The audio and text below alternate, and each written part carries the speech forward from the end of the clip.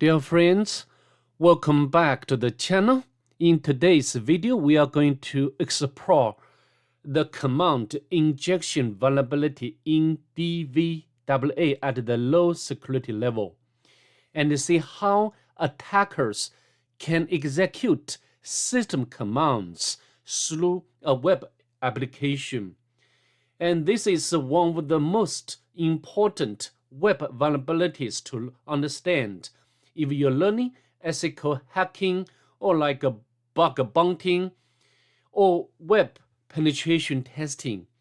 Command injection happens when a web application takes user input and directly passes to the operating system without proper validation or sanitization. And such vulnerability allows an attacker to execute dangerous system commands and access sensitive files, even can get the elevated privileges. So from this point of view, this vulnerability is very, very dangerous. However, to discover such a vulnerability sometimes is not so easy, although sometimes it's obvious. For example, if the application allow us to run some functions like a ping, traceroute, lookup DNS domain, and also some sort of the diagnostics and some like file compression tools. In such cases, it's very important to test whether the application has mechanism to validate our input. If not, and then such application will be vulnerable to command injection. However, in real-world engagement or in real-world application, it's not so obvious. And such vulnerability hidden in normal features like search boxes, file uploads, admin panels, and also some sort of like report generation. In such cases, command injection vulnerability is not obvious to support or discover. And some clues, however, we can take some clues to discover command injection. For example, input tied to system operations like IP address, and also if we can get a response or output, and such output has terminal style, and also if we can get the error message from operating system, and also if we put some special characters like semicolon, like a vertical bar, and the behavior changes. In that case, it's possibly or potentially this application is vulnerable to command injection. So with that being said, now let's go to practical part. Okay, let's head over to Kali Linux VM and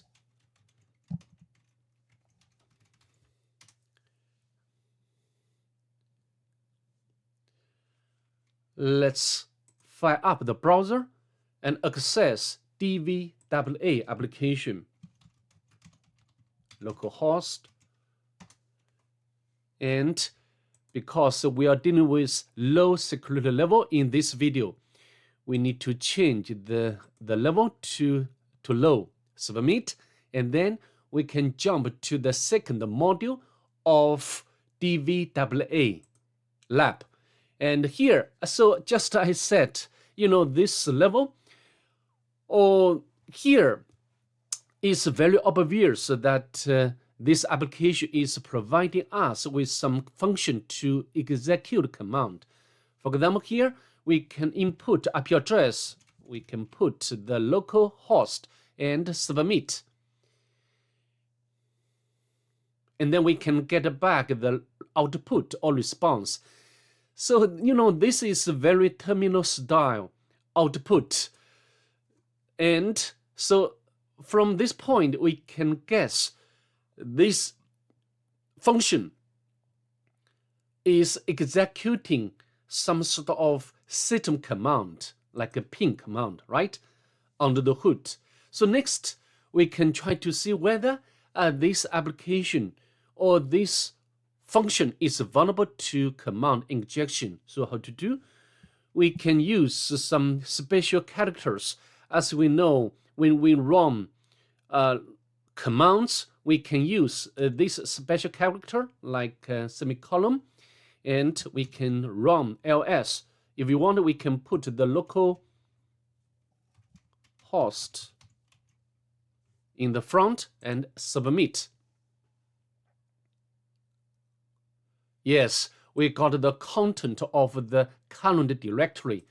Actually, the command should be like ping, and I think should be 1, 2, 3, 4, maybe 4. Okay.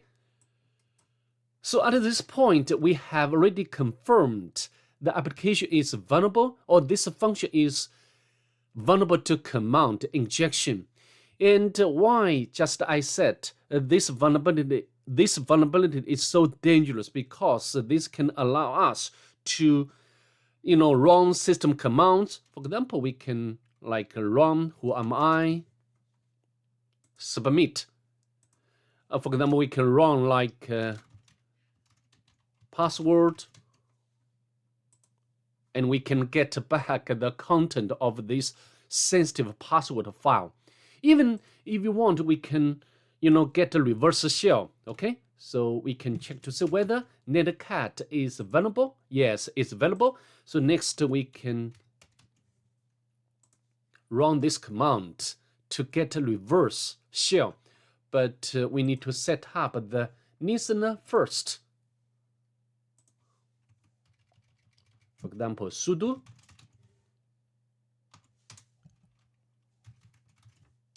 okay, so now the listener has been started with netcat. And now if we go back to the browser and submit or execute this command, and we can see what will happen. Submit. So now the browser is hung, right? It's waiting for something. The reason for this is that the reverse shell is, or the collection is happening between the target machine and our Linux or attack machine. Okay, so if we go back to the terminal window, you can see we have already got a collection, and if you want, we can spawn interactive shell with Python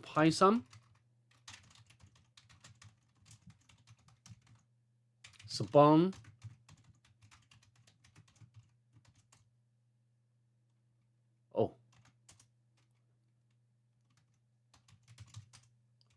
Python import pty spawn bin bash.